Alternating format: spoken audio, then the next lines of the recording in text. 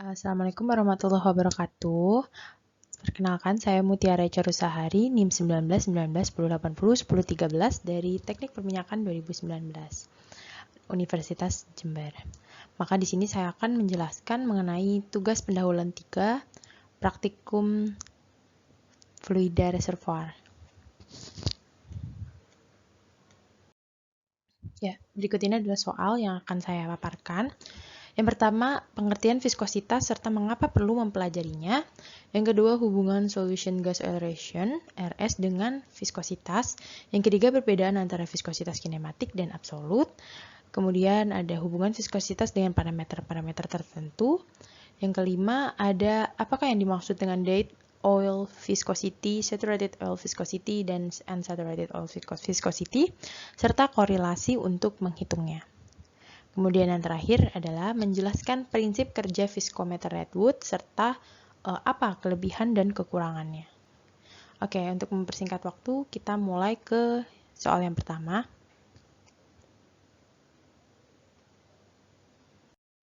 Ya, di sini ada pengertian viskositas dan mengapa harus kita pelajari. Viskositas atau kekentalan zat adalah tingkat daya tahan yang dimiliki oleh suatu fluida atau zat cair dan dihasilkan dari tegangan geser antara molekul air yang terkandung dalam zat cair tersebut. Besaran energi laju aliran dari suatu zat cair dapat ditentukan melalui materi viskositas atau kekentalan zat cair. Mengapa penting untuk mempelajari viskositas? Karena dalam studi ilmu perminyakan, viskositas ini memiliki pengaruh langsung terhadap parameter-parameter lain, seperti contohnya temperatur, tekanan, derajat API, dan lain sebagainya. Nah, selain itu juga, viskositas ternyata mempunyai impact penting terhadap beberapa bidang. Contohnya, pelumas pada kendaraan, saat kita memasak, kayak kekentalan minyak. Ketika minyak itu dingin, dia itu cenderung lebih kental gitu. Itu di bidang memasak ya. Selanjutnya juga di dalam bidang manufaktur dan juga obat-obatan dan lain-lain. Nah, yang kedua ini hubungan RS dengan viskositas. Viskositas akan naik dengan bertambahnya gas dalam larutan. Jadi artinya semakin besar RS akan membuat viskositas semakin besar juga. Dan artinya hubungan mereka ini berarti berbanding lurus gitu. Untuk RS dan juga viskositas. Oke, lanjut.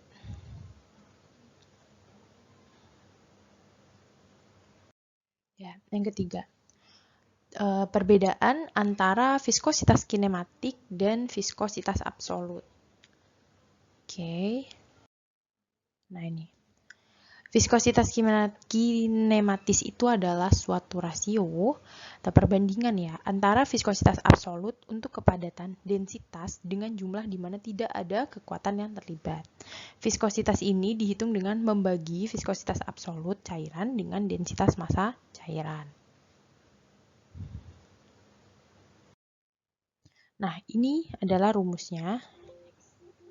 Rumus viskositas kinematis. Jadi, kita harus tahu dulu itu viskositas absolutnya berapa. Dengan satuannya itu NS per meter kubik. Ya. Terus kita juga harus mengetahui densitasnya berapa, satuannya kilogram. Oh, maaf. Kilogram per meter kubik. Sedangkan kalau absolut ini meter persegi ya. Tuh. Nah, setelah kita mengetahui dua hal tersebut, maka barulah kita bisa menghitung viskositas kinematis yang tadi kita cari dengan satuan meter persegi per second. Gitu. Selanjutnya, oke. Selanjutnya di sini adalah viskositas absolut. Nah, apa sih viskositas absolut itu? Tadi kan sebelumnya sudah dibahas ya, perhitungan kinematis itu ternyata membutuhkan viskositas absolut. Nah, di sini pengertian viskositas absolut sendiri itu adalah gaya tangan sial per satuan luas yang dibutuhkan agar dapat memindahkan suatu bidang horizontal ke sebuah bidang lainnya dalam unit velositas. Itu makna dari viskositas absolut tadi. Nah, satuan viskositas di absolut ini dalam sistem standar internasional itu adalah Ns per meter persegi, seperti yang tadi udah dijelaskan di slide sebelumnya ya. Tuh. Nah, ini juga satuan-satuannya bisa pakai yang NS per meter persegi atau PAS atau kilogram per meter MS. Lanjut. Nah, di sini kita akan menentukan rumus viskositas absolut. Jadi ketika kita ingin mencari kinematis, maka pertama yang harus kita lakukan, yang harus kita cari, yang harus kita tinjau itu adalah viskositas absolut terlebih dahulu. Tuh.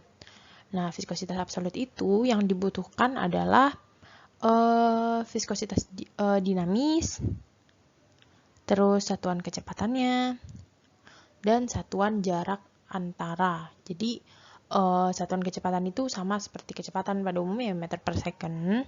Satuan jarak antara itu meter. Viskositas dinamisnya itu ms per m persegi. Lalu tegangan geser. Jika ingin mencari absolutnya, maka tinggal diputar aja. Jadi ini pindah sini, dan ini jadi per tegangan geser. Seperti itu.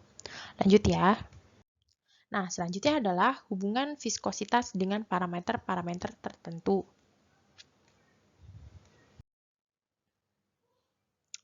Nah, derajat API. Sebenarnya hubungan viskositas dengan derajat API itu pada umumnya semakin rendah derajat API itu atau semakin berat minyak bumi itu, maka viskositasnya juga akan semakin besar gitu. Jadi kekentalannya juga akan semakin besar jika minyak buminya semakin berat. Ya, masuk akal kan ya. Lalu selanjutnya, jika tekanan itu berbanding lurus dengan viskositas. Artinya, jika viskositas itu naik, tekanan akan juga naik. Tuh, dimana tekanan tersebut semata-mata untuk pemanfaatan cairan. Lanjut. Nah, viskositas berbanding lurus dengan gas dalam larutan. RS. Jadi, viskositas ini akan naik jika gas dalam larutan juga bertambah. Sementara viskositas dengan temperatur, dia akan berbanding terbalik. Artinya, viskositas akan menurun dengan adanya kenaikan temperatur. Seperti tadi contohnya,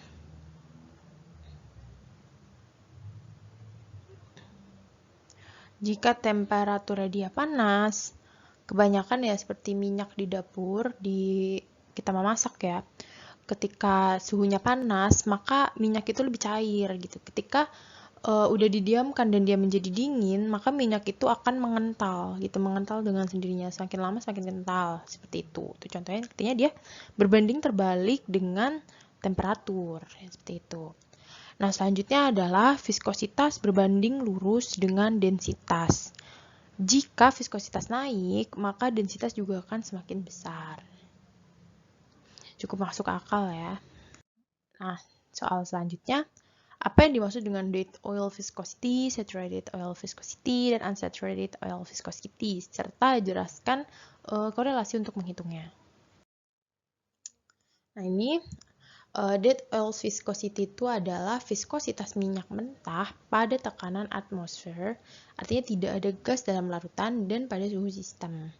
Untuk korelasi cara menghitungnya sendiri, ini di sini udah kita sediakan rumus 0,32 plus 1,8 kali 10 pangkat 7 per derajat API pangkat 4,53 dikali 360 suhu derajat Fahrenheit ya plus 200 pangkat A. Nah, A-nya sendiri itu adalah apa? A-nya sendiri adalah 10 pangkat 0,43 tambah 8,33 per derajat API. Selanjutnya adalah saturated oil viscosity. Apa yang dimaksud dengan saturated oil viscosity? Adalah viskositas minyak mentah pada tekanan titik gelembung dan pada suhu reservoir. Gitu. Nah, untuk cara menghitungnya sendiri sama, ini udah kita berikan rumus. Ya, nanti tinggal dimasukkan apa-apa yang perlu diketahui. Selanjutnya adalah under saturated oil viscosity. Artinya viskositas minyak mentah pada tekanan di atas titik gelembung dan suhu reservoir. Ya, untuk cara menghitungnya juga sama, ini udah kita masukkan rumus. Next, yang soal terakhir. Prinsip kerja viskometer Redwood serta kelebihan dan kekurangannya. Prinsip kerja viskometer Redwood itu dia itu mengukur waktu alir minyak sebanyak 50 cc ke dalam gelas ukur dalam waktu tertentu. Nah, viskometer Redwood ini memiliki kelebihan, yaitu dia mampu mengukur dalam suhu yang tinggi, sehingga tepat untuk melakukan pengukuran viskositas crude oil yang kita tahu memiliki komponen yang berat. Gitu. Nah, kekurangannya, viskometer Redwood ini bentuk fisik alatnya itu rumit dan dia itu besar, sehingga jika dibandingkan viskometer yang lain, dia termasuk berat ya, agak rumit gitu, sulit untuk digunakan dibandingkan dengan yang lainnya. Ya, sekian dari saya, Mutiara Carusahari. Jika ada salah dan kekurangan mohon dimaafkan. Jika ada pertanyaan bisa dimasukkan di kolom komentar. Wassalamualaikum warahmatullahi wabarakatuh.